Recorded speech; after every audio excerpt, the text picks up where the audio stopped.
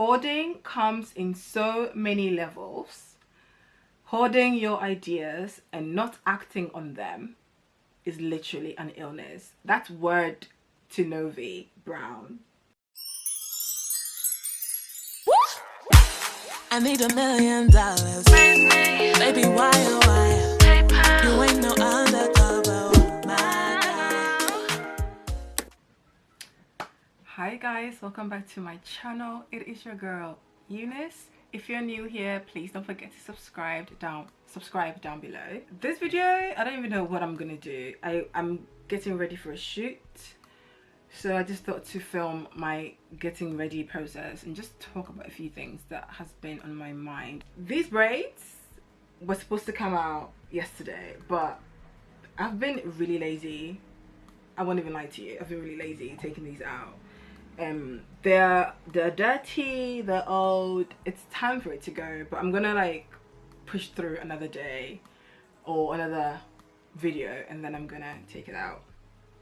This is not going to be a tutorial. I just want to film and talk to you guys. My windows are opened because it's hot, so if you can hear like cars and stuff outside, apologies. Actually, let me close the window. I'm currently waist training, and I've been doing the Dinga step challenge. I've been doing it for like 3 days now, and I can feel it everywhere, but the body's coming together. Operation Eliminate the Waist is coming together.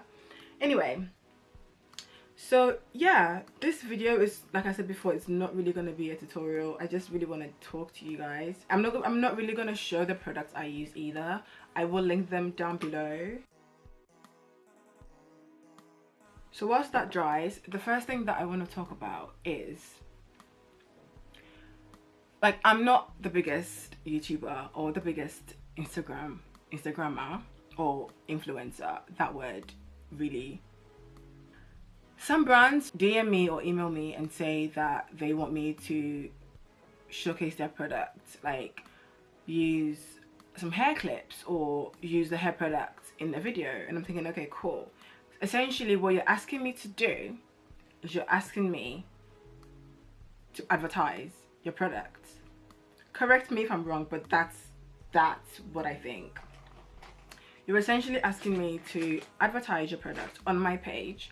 Like I said before, my page is not the biggest account, but what you're asking me to do also isn't free. It's not free. My time is not free. The camera I'm using is not for free. The lights I'm using is not for free. So if you want me to use your product in a video, or you actually want me to center a video all about your product, pay me what I ask for. Or some brands, but what you're not going to do is ask me, like, and they come with the words, like they love your page, they love your aesthetic, and they believe that you can, you know, showcase their products in the best way. Okay, cool. Let's just say that I'm an advertising company. My words are gonna fumble. You're not gonna go to them and throw words like, use my product in exchange for publicity. You're not gonna do that. I'm not gonna lie, I have done a few collaborations that have not been paid. I'm not going to sell myself short, because when I agree to work with you, when I agree to work for free, I'm doing a disservice to myself, and that is not the vibe. That is not the vibe at all. I'm sorry. When did publicity translate to payment of bills? Let's negotiate. This has been going on for a very, very long time. And you will get those moments where you feel like if you don't accept it, like, no brands will actually work with you, because all you do is ask for money. You ask for what you deserve. Obviously, it's like, I enjoy doing this. I enjoy doing this. But there's a difference from doing a post that you want to do, and a difference from someone asking you or a brand asking you to showcase their products for free. There's a difference. No matter how small you think you are, if you want me to do a video, this is what I'm going to charge you. If you want me to do a post, this is what I'm going to charge you. The minute I throw those words out, crickets. Crickets, crickets, crickets. And yes, it's disheartening, because when you get that email, you get hopeful. It's a brand that wants to work with me, and then they snatch it from under you, and it just makes you second guess yourself. And I've had so many moments of second guessing myself, and the reason why that I've been like appearing and disappearing from socials is because of that. It makes you think like, is no one gonna see my worth? Is no one gonna see that I deserve to be paid for what I do? So I've started, like, every time a brand emails me about collaboration and then they don't, they disappear after I throw in the charge in, I just say that's fine. I'm not gonna sit here in front and say that I don't, like, what's the word, like, I don't get sad about it, because I do get sad about it, especially if it's a black owned brand. If you guys feel the same or have experienced something similar, then, or if you know what I'm talking about, just comment down below and we can have a chat in the comments. I'm just gonna focus on what I'm doing, because everything that I deserve will come to me, and if it's really and truly for me, it's not going to pass me by. Another thing that really just made me second guess myself or compare myself, and like, these are things that I already know, but you're human, I'm human, things will affect you, things will, you know, make you sad, things that you know shouldn't make you sad, but it happens. I'm not gonna mention the brand's name, but I used this product of this brand and I used it as a picture and I posted it, and I've used them so many times, and obviously I tagged this brand and they liked the picture, they loved it, absolutely loved it. And then they sent me a DM asking if I had a different picture, and I know, like, this is not like harmful or malicious, they just wished that I had a different aesthetic, because they would love to repost me, but they can't because I don't match their aesthetic. When a brand loves your picture of you using their product and they're dying, absolutely dying to repost it, but they won't because you don't match the aesthetic. After looking at their page, the aesthetic to me was white women. I'm gonna say that again. Their aesthetic was white women, because I did not see a single black girl or person of color on the page. This happened like a while back. This happened like last year. And if you guys like follow me on Instagram or even on here, you notice that I was gone for the better half of 2019, because again, like, you do get in your own head. That's what's been on my mind lately. I just wanted to, like, talk about it, you know, just talk about what is going on. Black people being brutally murdered, black people being underpaid, black people getting abused at work, black people, black women, we've been taking care of white people for years. Like, if you read back on history, black people have been taking care of white kids, bringing up white kids, bringing up people's children, breastfeeding white kids, and it's just like, it never seems to be enough. A brand that I was disappointed, because, like, with the whole, like, calling out or the whole pull up or shut up thing, when Makeup Revolution gave us their numbers, because they are like the brand that I like. 60% of my makeup is Revolution makeup. They do cater to darker skin consumers. So when they, you know, told us that only 3%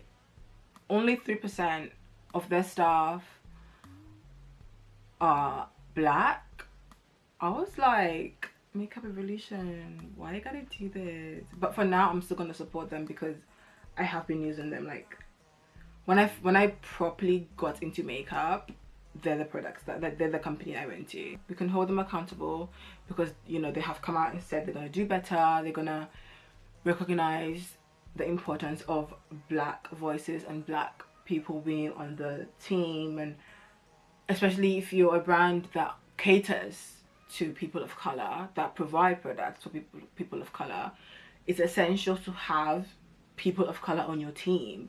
It's essential to have black people, black women, black men on your team. They're going to support Makeup Revolution because they're just like, I like their products and their products work for me. And yes, 3% is a very, very low number, but they have said that they're going to do better. We look forward to whatever changes they make, and then we'll go from there. I'm on the road to 10k on YouTube and on Instagram, so please do follow and subscribe if you have not already. If you're new here, hi, hello, my name is Eunice. Nice to meet you. I hope you decide to stay. The shoot I have in mind is like, I borrowed some cloth, like Ghanaian cloth from my mom, and it's just yellow. It's very flowery and nice and just bright and beautiful, and I've got a yellow dress. I feel like that was a nice theme to start off, because I've not really been doing themes, but the idea just came to me now. I need to start like doubting myself, and that I think is my biggest self-infliction. I doubt myself a lot. Like, there's so many ideas that I've come up with, that I've written down in my notes, that I've not followed through on because doubting myself. And it is a hard what can I say, it's hard to like stop it, if that makes sense. Like, my self-confidence has really grown. I still struggle with it, but it's not as bad as it was before. That is the one thing that I really just like wanna nip in the bud, because it does get tiring and it is very toxic. I read something on I Am Novi Brown's, that's my Insta mom. She's like, I love her. She stars on Tyler Perry Sisters. I've been following her for yonks, and I'm gonna go as far as to say that I think that we're homies. Me and her, we're cool. She just inspires me in general. And I read something, she was like, something about, let me find it because it's gonna annoy me. Hoarding comes in so many levels. Hoarding your ideas and not acting on them is literally an illness. Hoarding comes in so many levels. Hoarding your ideas and not acting on them is literally an illness. That's word to Novi Brown. Literally. And it is an illness, because you have all these ideas and thoughts and stuff in your head that you want to create, you want to get out there, but you're standing in your own way. You're actually standing in your own way. It takes work, and it takes the constant reminder. You have to literally like change your whole thought process. Even before like your mind gets to the doubting part, you need to stop it. And it's gonna take a lot. Yeah, that's one thing that I really want to just cut out of my life. The self-doubt and the overthinking and the thinking of what people think of you. So I'm gonna like push other ideas that I've written down, like so many ideas that I have, and I'm just gonna push through and do it, because I do not want to be sick. I don't want to make myself sick anymore. You look good. Thank you. How do you feel? I feel good. I'm actually looking forward to editing it. God, I would do you.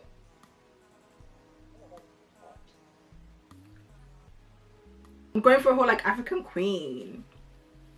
You just look like... Obviously I haven't like started properly, but Okay, thank God.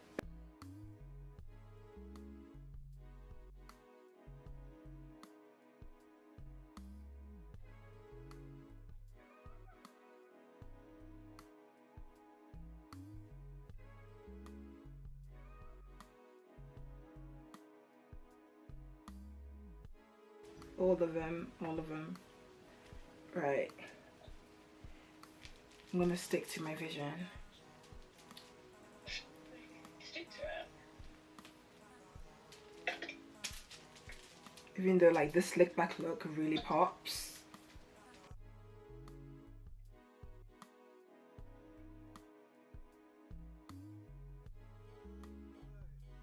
Okay, this is too tight.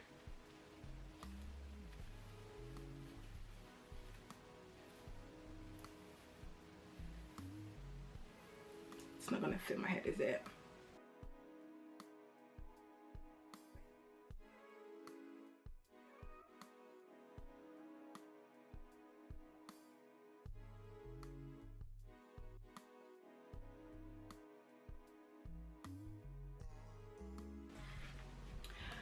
So this is the finished look. I know it wasn't a tutorial, but I just wanted to do a video just talking about things that were on my mind, and I hope you kind of an idea of what I was saying. I hope you enjoyed this video.